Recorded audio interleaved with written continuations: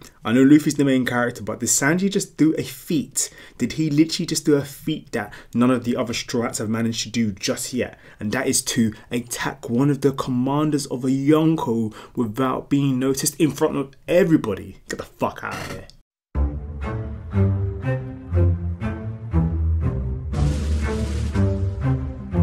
Good morning, good afternoon, good evening guys. Welcome to Otaku Chris is Talking. This is your weekly manga review for One Piece and this is for chapter 886. I'm going to try and make this nice and brief purely because it's 1:32 in the morning. I've just come off from a 12-hour shift and I don't want to keep this too long. But what I want to do is talk about some of the main points which stood out to me in this chapter. And I want you guys to leave your feedback and see if you noticed this too, or how you feel about some of the points I'm talking about and where you think that it can take the story. If you're new to my channel, please do subscribe as I make regular One Piece videos, and if you like One Piece manga, then I feel you might enjoy my content, and if not, feel free to leave a dislike or feel free to leave your opinions or discussions, all that good stuff, because it's part of the One Piece community, if you know what I'm talking about. Okay, so right at the beginning we start off with literally Sanji, Chiffon and Pudding completing the cake, which is pretty cool because 2 weeks ago where Oda left us because we had a break last week, they were pretty much tasting the cake and saying about how amazing it was on some food wars type of shit. Everyone pretty much having orgasms over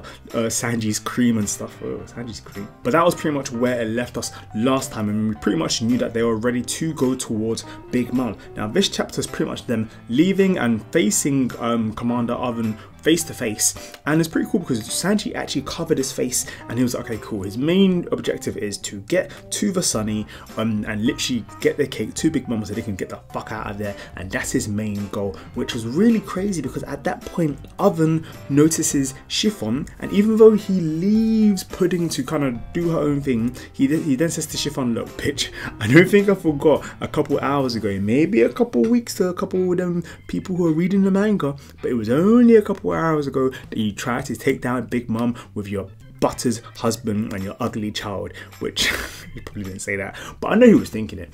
And he literally just kind of beating her up on some Chris Brown type of shit, and I was like, oh damn, this is some serious shit. And it got me thinking, oh shit, what's Sanji gonna do? And I like that Oda showed Sanji's mentality and how Sanji was thinking during this whole situation. This then leads us to think, what the fuck's gonna happen? Is Sanji gonna go against Oven? Is Sanji gonna attack? But this leads to Sanji kind of doing a feat which I don't think we've actually seen as of yet, and that is Sanji pretty much like he decided to himself he was going to attack Commander Oven without being seen. And what's nuts is he believed in himself that he could do this. How long have you been this strong, Sanji, that you feel confident enough to attack a commander of a Yonko, Commander Oven, and literally like in front of everyone, he attacked him, he literally flash stepped, kicked him, and it made it seem like if Chiffon's ugly ass dad was the one who attacked him, and this is in front of everybody. Even Oven didn't notice this.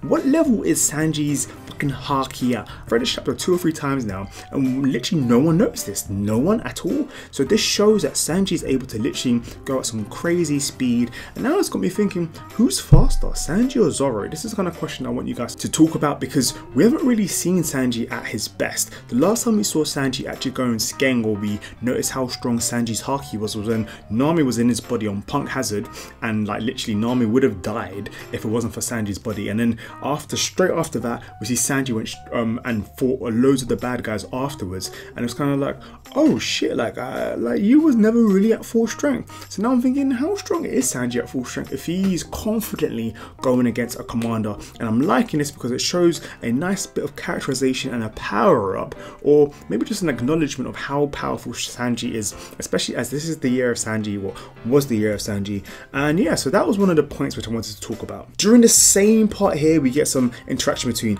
Beige, Oven as well, and Beige pretty much shoots Oven in the face. It's kind of like, oh shit, what? And Beige is there to pretty much save his wife, blah blah. A lot of things happen there, but for me in that main point there, Sanji really stood out to me because I was thinking, what is going on with Sanji? Well, we haven't actually seen Sanji at full strength, and I'm glad Oda's given this to us, and I want to see Sanji actually fight a foe, because in the One Piece movies, Sanji goes in and Sanji is really OP, but we don't really get to see that in the anime because we always get to see him just do a 1 kick or a 2 kick or holding himself back, or even when he's going against his brothers or his dad or whatever, there's always a reason why Sanji can't go in or why he has to hold himself back. So I'm kind of glad that we got to see a small glimpse of what Sanji can actually deliver, and I'm really happy about that. Another point I want to talk about as well well was Carrot said something to Chopper which made me think, wait a second, is their ability affected by the moon? And it would surprise me, and if it has happened before, could you please let me know what chapter or what panels and stuff, just so I can read into it, because I know a lot of you guys are really thorough with your research, and if so, please let me know, because I was thinking, wait a second, does this mean that Chopper and Carrot are going to have a power up? What's going to happen? Now this is pretty cool because we now have seen a fucking feat that Sanji's been able to do and how powerful he can be without him going in, and with the potential power up of Carrot and Chopper as well. This shows that they will be able to hold themselves. If shit goes down, they will be able to hold themselves as well. So I was really happy to see that, and I'm really curious to see where this is going to lead us. And it's obvious that something's going to happen because Oda immediately went to a different scene just to kind of build up that hype. So that's another point I really noticed, and I'm actually excited to see as well, especially because we haven't seen much with Chopper. So I'm really interested to see where Oda takes Carrot and Chopper this time and how strong they will be, especially since it's been a while since they've actually gone in, and this will be Carrot's first time properly without getting her ass handed to her. Finally, I want to talk about Luffy, and we do get a slight flashback of Luffy and Rayleigh's training and what Rayleigh said to him about Haki. And what's pretty mad was we didn't actually get that much backstory or background or flashbacks at all of Rayleigh and Luffy's flashback. We did get a little bit straight after the bloody time skip, but we haven't really gone back to that. So every time Luffy's had a power up or something, we just had to pretty much accept it as it is, as gospel. It's kind of like, okay, cool, Oda's written this in,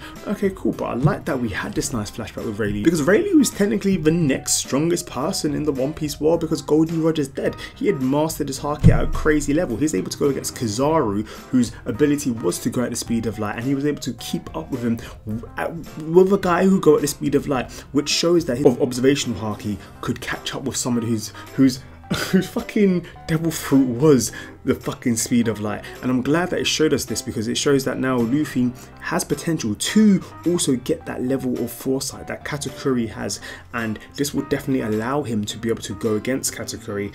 But I wonder if this will affect his awakening as well. This was something that really kind of got to me. I was thinking, oh shit, if Luffy does actually manage to do this, how would this turn out? Because Luffy is strong enough, and the main thing that is winning with Katakuri is that Katakuri is able to see the future.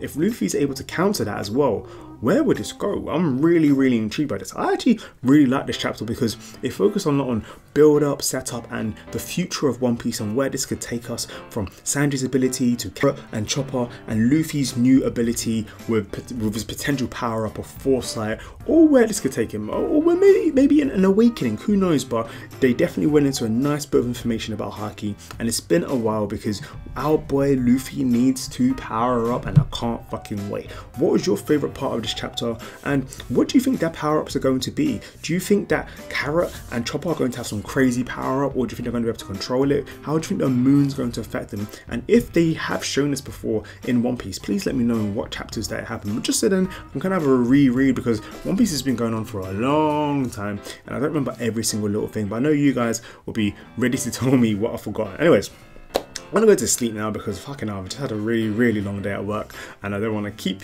myself from sleeping. I need that good old Z's. If you enjoyed my review, please do give me a what the fuck is that? Please do give me a thumbs up. Let me know your points, your opinions, and any answers to the questions I gave to you in this video. And please stick around, because in a couple of days, hopefully tomorrow, I'm off tomorrow, so I do want to make a Boku no Hero Academia manga review. I have been a bit off just because I've been doing some stupid hours, because I'm just a normal person. I still have to work as well. But yeah, I hope you guys do subscribe for that, and yeah, but yeah, I hope to see you guys next week. Otaku Chris is talking. Have a great day, guys. Peace.